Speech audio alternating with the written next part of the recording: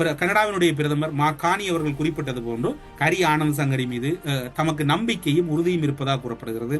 இதில் இன்னும் ஒரு சம்பவம் என்ன சொன்னால், கரி ஆனந்த் சங்கரி குடியுரிமையை வழங்குங்கள் என்று கடிதம் வழங்கியதாக எல்லோரும் கூறப்படுகின்றது. எல்லோரும் அவ்வாறான ஒரு உரையாட முற்படுகிறார்கள்.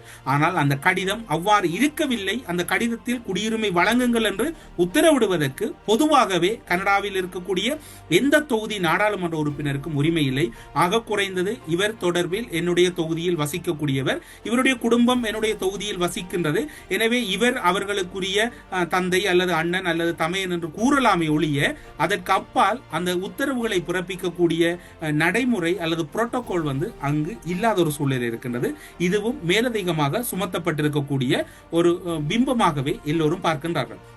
இவ்வாறான சூழ்நிலையில் கரி ஆனந்த் சங்கரியை இலக்கு வைத்து நடத்தப்படும் சதி நடவடிக்கையை கனடிய அமைச்சரவை வெற்றி கொள்வதற்கு அதிகளவு வாய்ப்புகள் இருப்பதாக கூறப்படுகிறது. மார்கானி அவர்கள் பிரதமராக தெரிவு செய்யப்பட்டவுடன் அவர் முதல் வழங்கிய அமைச்சரவையும் பெருமதி மிக்க அமைச்சரவை, நீதி அமைச்சராகவும் அதே போன்று அதில் சட்டமாதிப திணைக்களத்தையும் அவர் பொறுப்பிலே கொடுத்திருந்தார். இப்போது பொது பாதுகாப்பு அமைச்சையும் இவருக்கு கொடுத்திருக்கின்றார். அப்படி பார்க்கின்ற போது மார்கானி அவர்கள், அதாவது தலைமை அமைச்சருக்கு இவர் மீது இருக்கக்கூடிய நம்பிக்கை என்பதை விட கரி ஆனந்த் சங்கரி உயர்ந்து விடுவார், கரி ஆனந்த் சங்கரியை இதனோடு தடுத்து விடலாம், அல்லது இவ்வாறான சிக்கல்களை கொடுக்கின்ற போது கரி ஆனந்த் சங்கரியே வெளியேறி விடுவார் என்று இதன் பின்னணியில் இருக்கக்கூடியவர்கள் சிந்தித்திருக்கலாம் என்று ஊடகப்பரப்பில் பேசப்படுகிறது.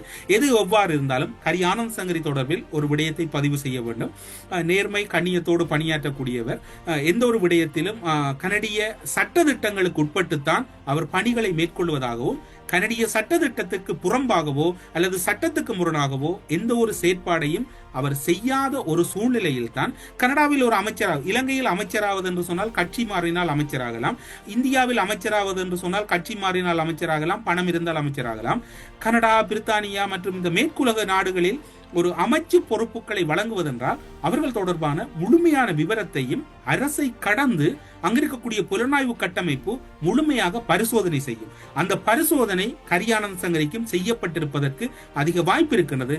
அந்த நம்பிக்கையின் அடிப்படையில் தான் அவருக்கு முக்கிய பொறுப்புகள் வழங்கப்பட்டது.